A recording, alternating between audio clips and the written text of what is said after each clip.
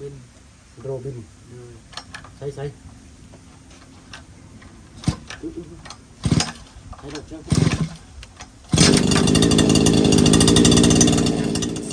2,500,000เงินเรา2,200,000เลยติดหนี้เรา300,000นาบ่าวบ่ใช่ไหมวะ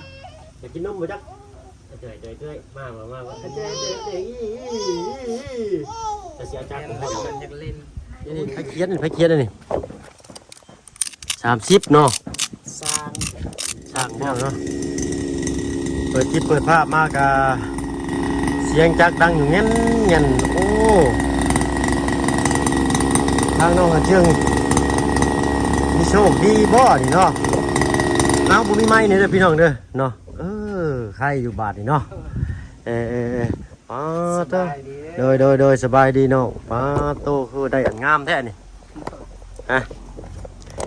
ใครเอามาให้อันนี้อยากจะชื่อเศร้าใครเอามาให้เจ้าเอาเก็บเงินแม่จะดีให้ยัน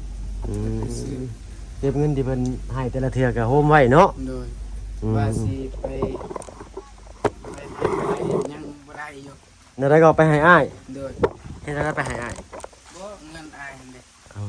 โอ้ยังบ่เป็นยังหน่อยเนาะบ่ได้ภาพปานนั้นหมดซื้อจักนี่แหละคิดว่าล้านป้ายจ้ะ2 ล้านตัวนี้2.5 ล้านเนาะของลุงซ้อนเท่าไหร่ก็ล้านหนึ่งบ่2.1 ล้านบ่เนาะหรือว่า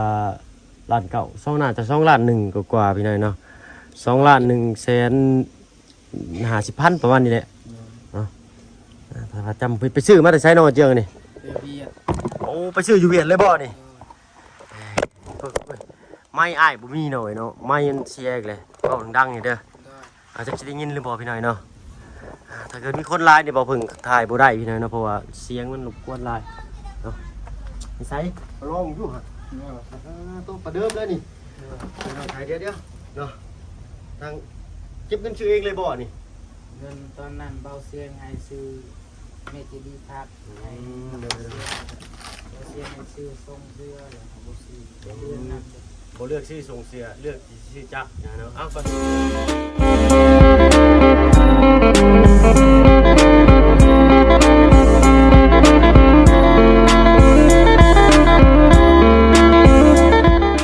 ถ่ายเด้อพี่น้องเด้อเนาะการทักทายสบายดี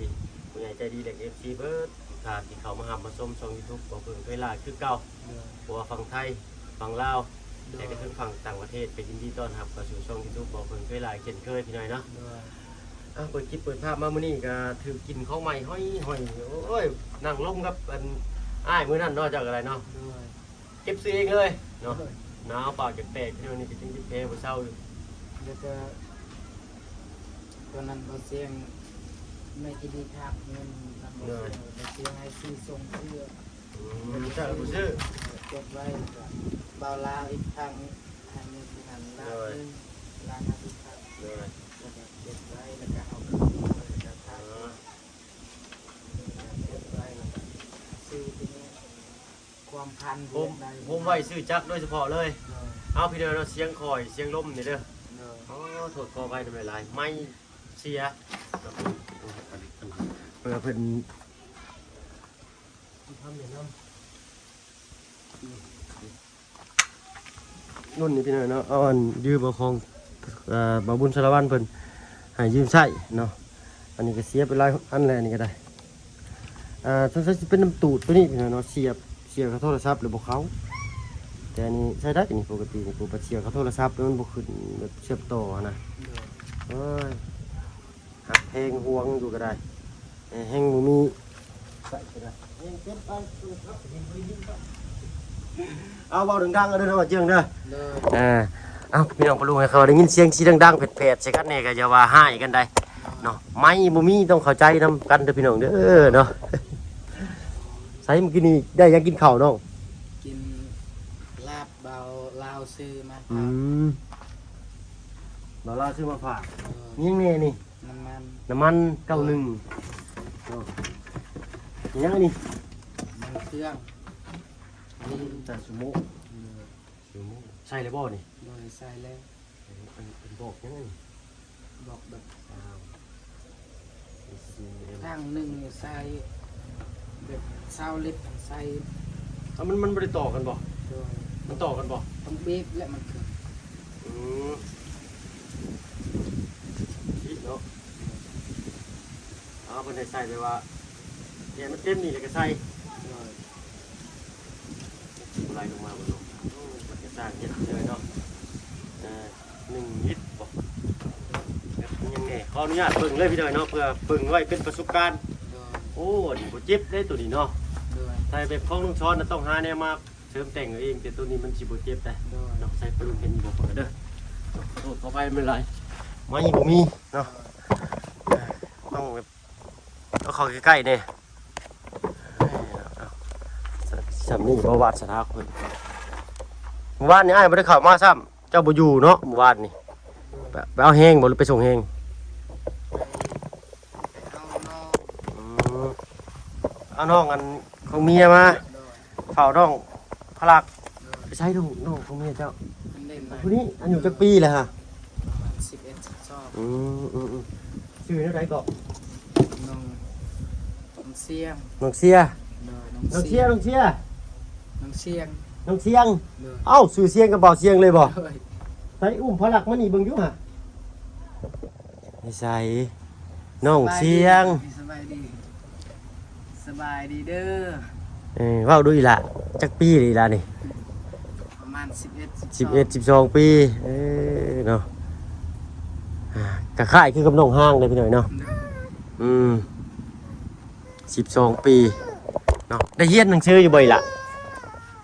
ฮะแล้วกันเฮาบ่เว้าซ้ำบันเนาะ บ่เป็นหยังโอ้น้องเพิ่นบ่ได้ภาษาลาวบ่ล่ะ โดย เจ้าน้องพลักนี่ก็สิเว้าเป็นก่อนแล้วนี่ อยู่บ้านนอก อยู่บนนอกของหน้าเนาะเอาน้องพลักเพิ่นไปพุ่นก่อนก็ได้สละเด้อเนาะโอ้ยขอบใจหลายๆมาเบิ่งหน้าเบิ่งตาซื่อพี่น้อยเนาะเพื่อผ่านไปข้างๆเพราะว่าเห็นพอสิได้มีหน้ามีได้ติดไม้ติดมือก็พอได้ป้อนให้น้องเพิ่นว่าซั่นซะเนาะจักมือให้น้องเพิ่นว่าอยู่นี่ หากก็มาบ้าน วันนี้น้องเสียงเนาะ โดย ชื่อเดียวกับบ่อเสียงเลยเอาสั่นนี่ได้พี่น้องเด้อเนาะอดเอาน้ำบ่อพึ่งนี่ได้พี่น้องเด้อเนาะโอ้ขอโทษขอไปหลายๆพี่น้อยเนาะใส่ตู้ใบแทนมาให้มันเนาะมันจะบ่ครบมันลองตัดบ่ ไปตัดบ่ได้ไหม ตัดบ่ได้ มันบ่ครบ โอ้เป็นใส่ตัดอย่างนี้เนาะเพื่อ เราไปแทนซื้อๆให้มันมีของแทน บ่แม่นได้ตัวนี้มันต้องมีใส่อย่างนึง ใส่ตัดเต็ดยาอ่อน จะลองเสิร์ชเข้าไปเบิ่งในอัน YouTube โดย 1.6 คูณ 350 หนึ่ง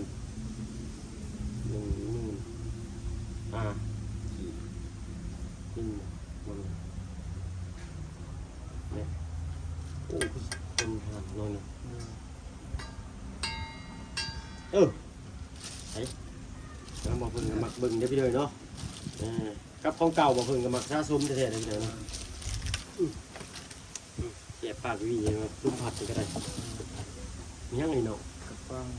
พอเพิ่งไปใส่ยังไง ใส่ลีน ใส่ลีน น้ำมันเกลือ นี่แถมมาให้บ่ โดย ของกาวาของตัว2 ล้าน1สิบ่มีนี่แถมให้ไปเลยนะเจ็บแท้ๆได้อ้ายเกี่ยวเข้าวันเอาทูไปทูมาชั่วมือเช้าแรงนะหื้อชื่อขึ้นมาเลยคือเก็ดอันกระป้อมนี่แหละมันแบบมันมันนี่นะมันสีไปสีมาเลยเกี่ยวเข้าปีก่อนพุ่นเนาะเอาไปชื่อแต่จักโมง ซื้อแต่เช้าไปแต่เช้าหมด มาแล้วก็ประกอบเองเลยเป็นยังคือมากินนี่คือว่าได้ยินเสียงแต่คนนั่งให้ผู้เดียวจักอะไร โดยเฮาแบบเย็บไว้ให้มันแก่ คิดไว้นี่ก็คือว่าให้เสื้อสูบหรือว่าลูกสูบปอกสูบเนาะให้มันรอลื่นดีให้มันไฟเผาใหม่เนี่ยมันก็สิแข็งขึ้นเนาะตัวนี้คือสิดีอยู่เนาะ โดย แห้งไม่เป็นเลยอุ้ยลม โดย โอ้ถ้าบอกคนนี้โอ้พอเทียนกับพอเทียนใหญ่นะจ๊ะดีเลยของนี่ของด่าบ่ โดยบิน บ โรบิน โดย ใช้ใช้ใช้ดอกเจ้า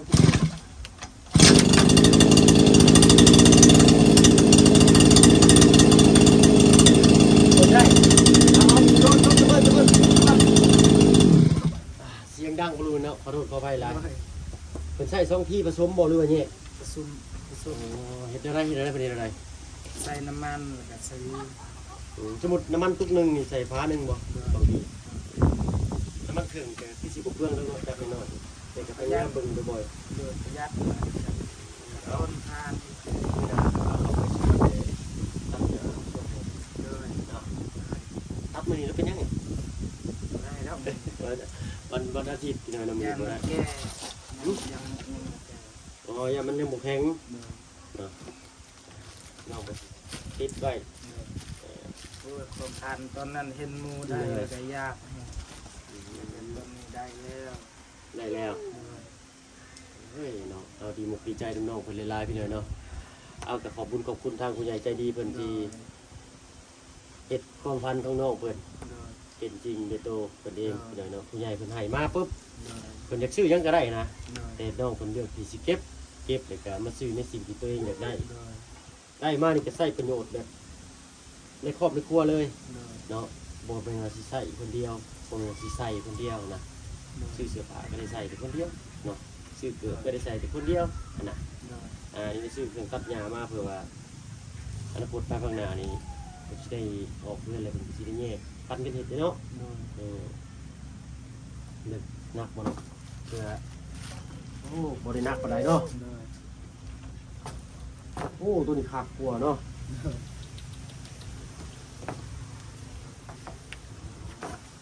ยังซื้อตัวนี้ยังติดหนี้ในบ้าวอีก อันไหนเนาะ ซื้อจักร ที่นี่นะบ่าวเท่าไหร่ 300,000 โอ้ จักรมี2 ล้าน5เงินเรา2 ล้าน เลย 2ติดหนี้เรา300,000 นะบ่าวบ่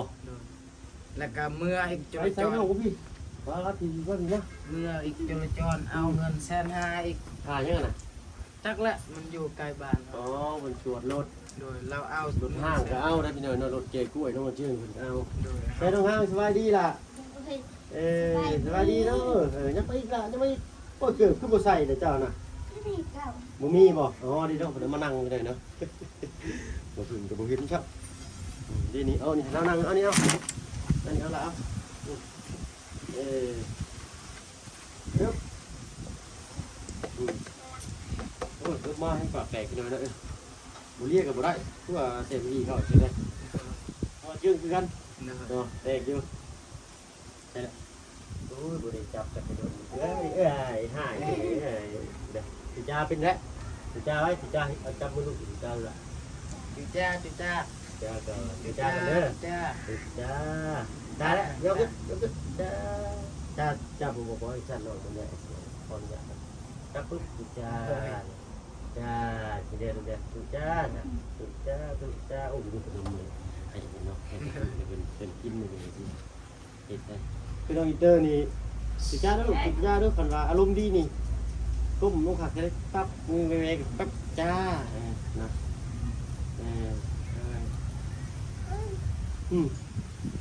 โอ้ยใหญ่ท่านเนาะอินเตอร์ไปแล้วเนาะโอ้มื้อนี้ทางทีมงานพากันกลับเดี๋ยวเนาะทางบ่เพิ่นยังบ่ได้มื้อต้องแล่นนี่แล่นงานมื้อนี้ของอาทิตย์มื้อวันอาทิตย์ โดย เนาะ เราเสียงกับกับ จังหวะเลยนี่แต่ลุงจันกับบ่าวบุญสารวัตรเนี่ยก็ทางบ่าวทานป้องบ่าวไล่เป็นได้เดินทางกลับเลยเนาะเอามื้อนี้ก็ที่28เนาะ29 30 31เงินสิบ่เบิดก่อนสิอดอยู่ฮอด31พุ่นแล้วพี่น้องเนาะจังเมื่อฮอดเฮือนฮอดซ่านแล้วก็ปึ๊บก็มีคงกินเนาะปีใหม่แต่ว่าทางบ้านเฮาก็เมื่อก่อนคือสิบ่ได้จัดกับพี่น้องเนาะปีใหม่นี่นะ โดย ตั้งแต่พากันไปอยู่ไทยเลยถ้าจัดปีใหม่มาบ้านเขาก็จัดปีใหม่นะมีอีกบาทนี่เนาะเสียเงินไปอีกบาทนี่เฮ้ยธรรมดาเลยพี่น้อยเนาะหาย่างมัดไว้เวลาคนทำส่งลูกมีบอกเห็นเป็นยิบผ่าเป็นยิบผ่าเป็นบ่ มัดตัวนี้ เพราะยิบมัดส่งลูกแต่มันลื่นได้นี่ เดี๋ยวใหญ่กว่าคนแบบนี้เนาะใช่ใช่ไหมวะอยากกินนมบ่จักเจ๋ยมาเจ๋ยจะเสียจักของ ให้ เขา มันอยากเล่น ดูยังอุ่นอยู่ได้ดิคือผมมีบ่น้องพลักนี่ บ่มี กูมันก็แทบก่อนมันแทบกับปลาลูกก่อนครับ3 นิ้วเด้อเนาะนั่น3 นิ้ว3 นิ้วผมยาวดิสมมุติก่อน5 เส้นเบิ่งระบาดสินะเบิ่งนี่1 2 3 4 5 6 7 เส้นเลย7 เส้นเด้อละเด้อเฮ้ยเจ้าใหญ่มากเจ้าสิแปลงจักเป็นคือพ่อเจ้าบ่เป็นอยู่แล้วเนาะลูกพ่อต้องเฮ็ดเป็นได้เฮ้ยมันร้อนลูกมันร้อนมันยังอุ่นอยู่เด้อมันยังอุ่นอยู่เลยดูอย่างเงี้ยด้วยนั่ง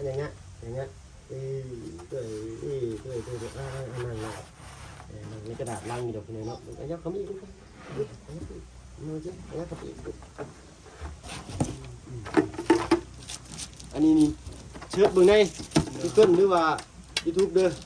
รอเจียงใบมีแกมใบกระเพื่อมตัดหญ้าทำไมไม่คมซะกินเข้าไปแล้วมันสิออกมาทำไมไม่คมใช้สำหรับงานอะไรเอ็งออกมาเนาะไปไม่คมเลยสิวะเหมาะสำหรับงานอะไรแต่ละชิ้นงานจะมีคุณประโยชน์แตกต่างกันไปก่อนมือไปเองที่เดียวนะทำไปก็ได้จะเต้าเนาะมีเนาะอันย่ามมือแรงนี่ยึดได้ไปหน่อยเนาะขี่รถเมื่อเนี่ยโอ้นี่มือนี่ปวดเป็นไรปวดเบิดเลยเอามือบางชาอย่างบางใส่เอาใส่ถุงเสือไว้มือชานี่นะอะไรเฮ้ยเลยดิเบิ่งใช้เห็นน้องพลักน้อยบ่ดิเนาะ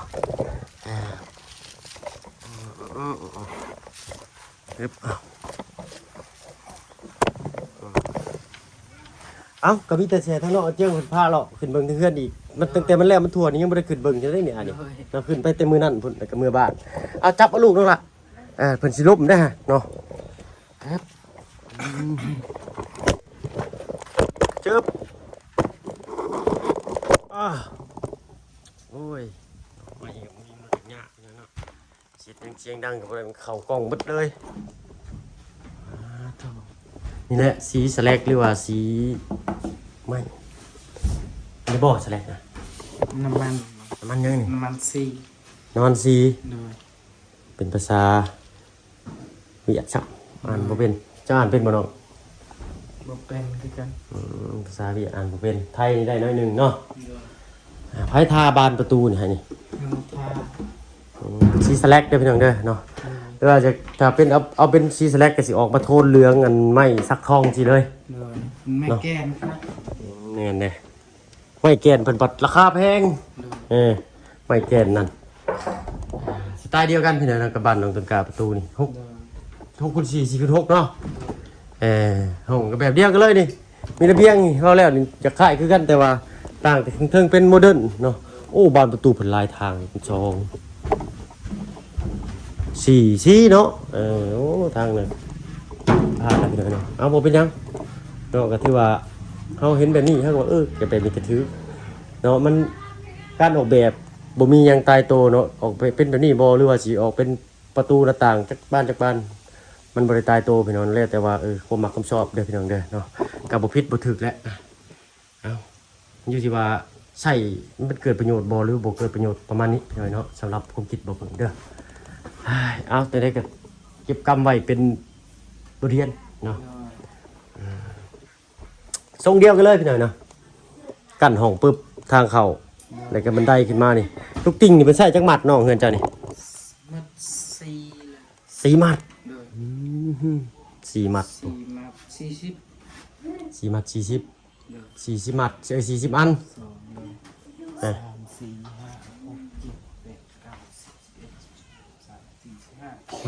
เอา16 17 18 19 20 21 22 23 24 25 26 27 28 29 30 31 32 33 34 35 36 37 38 39 40 สิคิดถึงอันใหญ่นี่ต้องเหลืออันหนึ่งเลยนี่ บ่แม่นอันนึงนี่พุ่น ฮะหนึ่งใช่เนาะ ตัวมันแตกอันนี้ไม่ใช่ ตัวมันแตกเนาะ 40 40 อยู่ลุมพุ่น ขันบันไดเพิ่นได้จ้ะ2 เจ็ด 4บันไดไม้นี่7เนาะ โดย บันไดนี่2โอ้เฮือนนอกมันสูงเด้เนาะถ้ามาเพิ่นก็คิดว่าสิ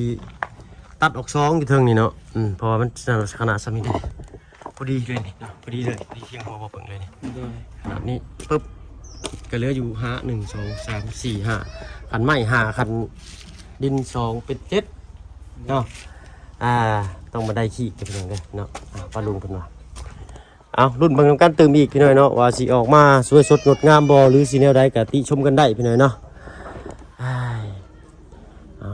นี่แหละคือว่าไม้มันเส้นน้อยมันก็อยากจังซี่เนาะติดตามจริงมันก็โอเคแหละถ้าว่าไม้มันแผ่นใหญ่กว่านี้มันสิเข้าชุดไปปุ๊บมันก็สิงามกว่านี้คือว่าแล้วเพิ่นสั่งไม้โอ้5 คน15เนาะ5 คน15น้องเจ๋งเนาะ โดย ต้องทาสีก่อนบ่เนาะบ้านน้องต้นกล้าจังเนาะจังเอาขึ้นไปติดจังบ่เปื้อนเฮือน บ้านน้องต้นกล้า แม่นเด้ สิแล้ว โอ้ถ้าว่ามีอุปกรณ์ในเพิ่นนี่แล้วได้น้องเอ้ยเนาะเฮาก็เฮ็ดได้9มื้อพุ่นน่ะ9มื้อขึ้นเรือแต่มุงหลังคาเนาะงานสร้างเพิ่นก็ว้ายพี่น้อยเนาะอันนี้อันแก้วคือเด้สั่นจนบ่ติงเนาะ โดย เอานี่ไผเขียนอันนี่30เนาะ สร้าง สร้างบ่อ๋อสร้างใช่นี่ ปืด พืชบ่อนี่ โดย สร้างแล้วหรือว่าอย่างนี้เลยนี่ สร้าง สร้างแหล่พืชบ่ โดย คิดว่าได้น่ะอ่านน้ำออก แม่นนี่ ซ่า นี่ ตัวงอตัวงอ แม่นสลานี่ ตัวงอป่ะนี่ มีสลี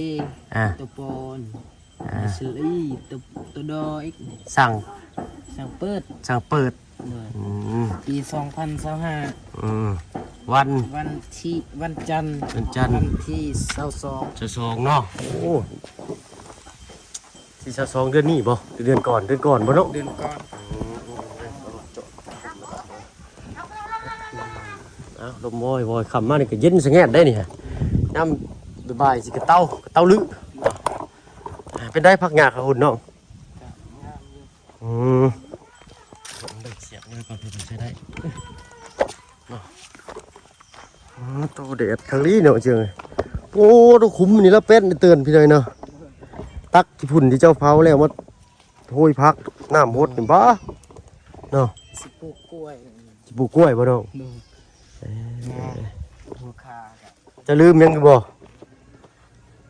เคยเว้ากับอ้ายไว้นะ ลืมไง ลืมแล้วเห็นบอกพี่หน่อยเนาะตัดไม้ไป โดย เม็ดขอกเด้อ โดยลืมแล้ว อันนี้ไอ้สิบอกเนาะเอาถ้าว่าน่าจะมีแต่เห็ดเป็นขอกแบบ ทั้งดุมนี่น่าสิบ่ได้ปูหยังเลยพี่น้องตีเป็นขอก4ขอกเลย4มุมสมมุติว่าตีขึ้นมาสิเป็นเช้าสิบ่ตีปิดขังพุ่นกับปิดข้างนั้น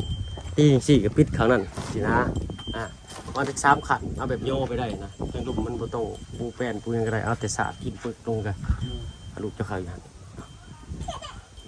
เห็ดนี่ก็ต้องเล้าเสียดเล้าตีโอเขาเท่ๆได้พี่น้อยเนาะเอาเบิ่งตื่มอีกพี่น้อยเนาะอันใดที่ว่ามันบ่เกินกำลังเฮาก็สิพาน้องไปเฮ็ดเนาะอันใดที่ว่าเฮาเฮ็ดไปแล้วปุ๊บมันเสียทรัพยากรหรือว่าเสียอุปกรณ์เนาะเสียตะปูตะแป้งนี่ก็เสียเวลาอีกโอ้พี่น้อยเนาะกระทั่งบ่เพิ่งก็ถ้าเกิดเกินความสามารถของบ่เพิ่งก็สิบ่เฮ็ดพี่น้อยเนาะไม่เหลือบ่น้องอันหินกับทรายได้ซะเนาะเหลือเนาะโอ้บ่ได้ซื้อทรายจัก3กระสอบเลยก็ว่าขอตักหินน้ำนี่น้ำเบาเสียงเพิ่นเนาะเอ้าบางเทื่อน้องเพิ่นอยากใส่เฮ็ดอย่างอื่นนํเด้เนาะ โดย อ้าวการจะพูดก็สิได้เพิ่นสร้างอย่างละครึ่งบ่น้องอันนี่ โดยยัง เทเสานี่ก็เทเลยเนาะ โดย เอาไปหน่อยเนาะเดี๋ยวบ้านน้องตุกาใช้เพิ่นคัดละเอียดกว่านี้เด้เนาะอันนี้ก็แล้วแต่ เรา บ่ เศร้าแบบนี้กัน บ่ของเพิ่นเป็นเสาไม้หน่อยเนาะเสาไม้เป็นเสาไม้หน้า17 16คือ17 18พุ่นแหละ นา15 แม่นหน้า15อันนี้เนาะตอนแรกก็เบิ่งคือว่า เสาคือสิน้อยโพดบ่สินะ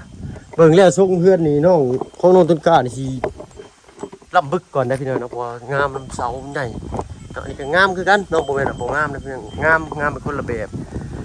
อันนี้งามแบบปัดเปรี้ยวเนาะเรียวงามเนาะบ้านน้องต้นกล้าบัดคือเกิมเนาะแน่นตับโลดเนาะโอ้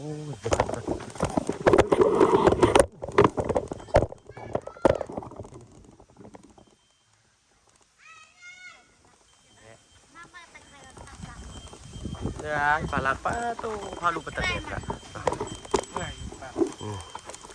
ไปเนาะทางไอ้ก็จะขอตัวลำลาก่อนด้วยสนองเจียงเด้อพอคลิปหน้าเนาะอย่าลืมได้ตัดใหม่ถ้าว่าว่างเรียนกันไปชวนกันตัดพาดอินสไตล์รถโลดมาเขาคมพี่น้องเอาประมาณจะ2 เมตร 2 เมตรพอดีโบเนาะ2 เมตรความยาว2 เมตรนะตัดขึ้นมาเลยก็เอาใส่ท้ายรถมาเลย2 เมตร2 เมตรซ้ำนี่แหละซ้ำนี่แม่นเลยประมาณนั้นเนี่ยคอก2 เมตรใหญ่เติมเลยได้ฮะเมตรกว่าว่าเอามือได้เพิ่นว่าสิขึ้นมาที่เก่าบ่โดยวันที่9วันที่9คือวันศุกร์เลยโอ้สิได้เมื่อบ้านวันที่30 31นี่ก็ที่1ที่2ที่3 4ที่5ก็สิได้ขึ้นมาลงไปอีก6 7 8 9ขึ้นมาผู้ที่ขึ้นเฮือนได้สิบ่พี่น้อยเนาะจังได๋ก็ยังเว้าคาดคะเนบ่จะแจ้งบ่ได้เนาะถ้าเบิ่งนํกันเติมอีกว่าสิได้ขึ้นขึ้นมาได้เนาะป้าลุง FC ก็คอมเมนต์มาโอ้ยเพิ่นว่าทางบ่เพิ่งอย่าลืมมาเด้อเพิ่นว่าเนาะอันแม่เพิ่นนับเป็นเจ้าภาพเพิ่นว่าขึ้นบ้านใหม่ใส่หญ้างามบ้านน้องอาเจืองเพิ่นโอ้พี่น้อยเนาะดีใจหุ่มๆแหละเห็นน้องเพิ่นได้เห็นน้องเพิ่นแล้วเสร็จเนาะในเวลาอันสั้นๆเนาะถือว่าโอ้สร้างไวเนาะไวนี่บ้านเจ้าเอิ้นอะไรเนาะใจลูกติงเพิ่นต้องให้เพิ่นวัดต่างหากลูกติงนี่เนาะ4.6กับคันใส่ยัดเพิ่นใส่ทีเพิ่นใส่ห่างต่างกันเนาะเรื่องใดเมื่อวานก็สั่งบ้านมุกบไปแล้วพี่น้องเนาะแต่ว่ายังบ่ได้ติดตั้งเพราะติดวันเสาร์อาทิตย์อื่นนี่แหละเดี๋ยวไปเบิ่งจังกะซีมื้อนี้ก็ว่าเพิ่นสิมีให้เนาะเพราะว่าแวะมาเลยแวะถามหานึงปิดอยู่เนาะว่า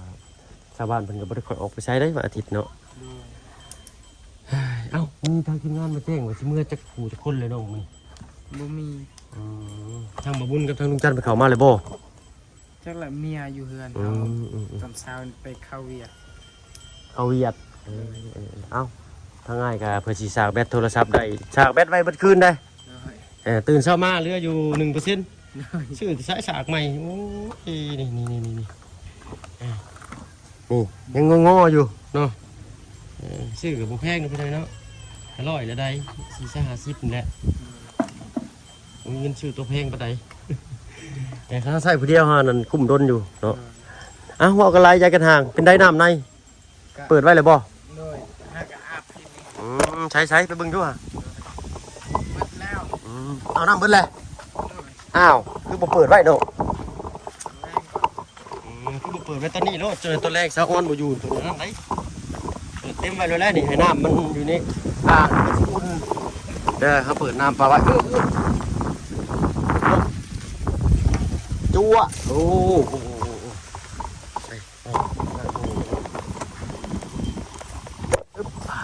ขากล้องมือสองทางหมู่เป็นชื่อมาเลยเป็นบริษัทเนาะขายต่อเขาก็พอเอาพอเที่ยวเป็นถ้าตั้งกล้อง